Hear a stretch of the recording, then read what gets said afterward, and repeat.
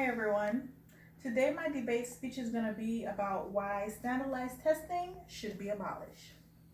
Can you imagine your day starting with a headache, nausea, shortness of breath, lightheadedness, rapid heartbeat, or even diarrhea?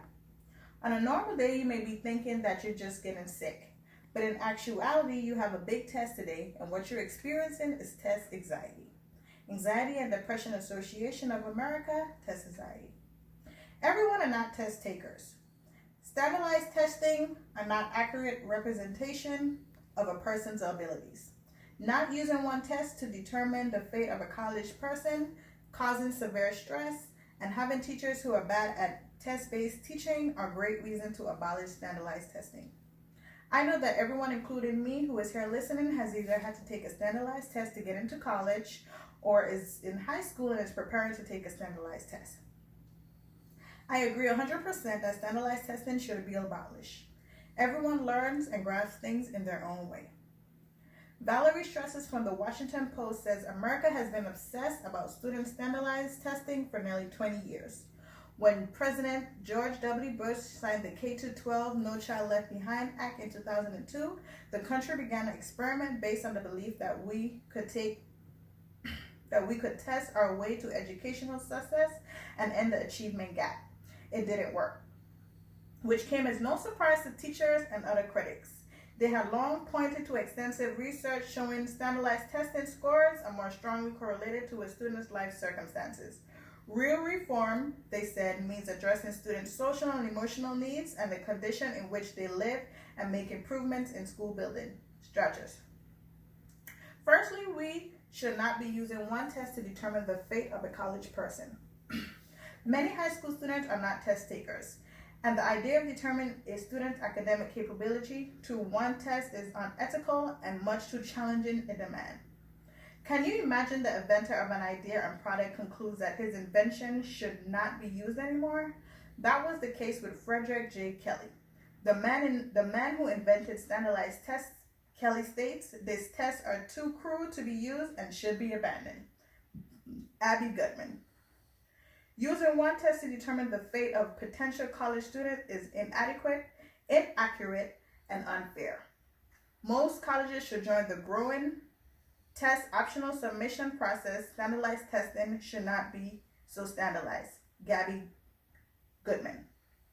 Yes, it is true that stricter standards and increasing testing are better preparing school students for college. In January 1998, Public Agenda found that 66% of college professors said elementary and high school expect students to learn little. By March 2002, after a surge in testing and the passing of the NCLB, that figure dropped to 47% in direct support of higher expectation, strengthened standards, and better tests. A student diligence throughout his or her years in high school, both inside and outside the classroom, should be considered more than one test, especially a test that is poor measure of educational quality. Abby Goodman. Since we just learned why we should not use one test to determine the fate of a college person, next I will talk about the severe stress it causes. A survey from 2015 reported that 76% of psychologists from New York's more than 600 school districts claim that test takes causes more anxiety than local tests. 60% of students opt out of taking standardized tests in New York the same year. 4th Street. Nobody likes to feel stressed out. The feeling of not being able to focus no matter how hard you try. On March 14, 2002, the Sacramento Bee report that test-related jitters, especially among young students, are so common that the Stanford 9 exam comes with instructions on what to do with a test booklet in case the student vomits on it. Procon.org. The U.S. Department of Education stated, although testing may be stressful for some students, testing is a normal and expected way of assisting what students have learned. In November 2001, University of Arkansas study found that the vast majority of students do not exhibit stress, have positive attitudes towards standardized testing programs. Young students vomit at their desks for a variety of reasons, but only in rare cases. Procon.org. Yes, I agree that testing is normal and is the way of assessing what students have learned, but excessive testing may teach children to be good at taking tests but does not prepare them for productive adult lives. We just learned how these tests cause severe stress. Finally, we learned about the teachers who are bad at test-based teaching. Teaching to the test is replacing good teaching practices with drill and kill rote learning.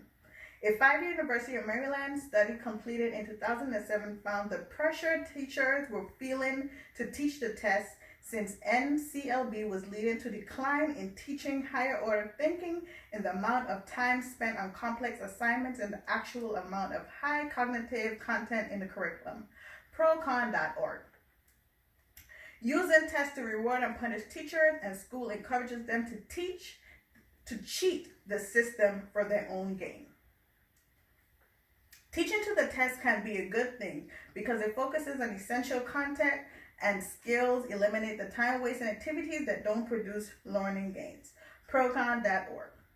As I am nearing the end of my speech, I have a great feeling that you understand why standardized testing should be abolished. We realize that standardized testing is important in America, but opponents say the tests are neither fair nor objective, that their use promotes a narrow curriculum and drill-like teaching to the test, and that excessive testing undermines America's ability to produce innovators and critical thinkers. Procon.org. There are many reasons to abolish standardized testing, but not using one test to determine the fate of a college person, having severe stress, and having teachers who are bad at test taking are great reasons to abolish standardized testing.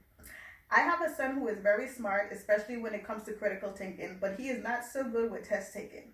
Everyone is a genius, but if you judge a fish on its ability to climb a tree, it would live its whole life believing it is stupid. Abby Gutman. Thank you.